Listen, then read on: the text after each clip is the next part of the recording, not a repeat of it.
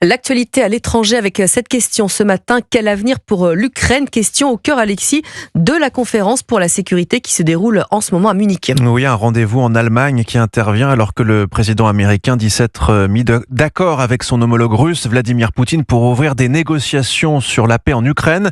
L'Europe écartée pour le moment de toute discussion, donc, et Emmanuel Macron est monté au créneau. C'est dans une interview accordée au Financial Times que le chef de l'État a exprimé, Arthur Delaborde, ses craintes face à la stratégie de Donald Trump. Le président français met en garde contre une paix qui serait une capitulation en Ukraine, référence aux propos du nouveau secrétaire d'État américain à la Défense, confirmé ensuite par Donald Trump, recommandant aux Ukrainiens d'arrêter de croire qu'ils pourront un jour intégrer l'OTAN ou qu'ils pourront récupérer les territoires conquis par les Russes depuis 2014. Emmanuel Macron veut donc marquer son incompréhension face à ce choix du locataire de la Maison-Blanche, qui revient à ses yeux à aller dans le sens du Kremlin avant même le début des négociations. Donald Trump a pour l'instant ouvert la porte à une participation directe de Kiev, Washington et Moscou aux discussions de paix, sans évoquer pour autant de rôle spécifique pour les Européens.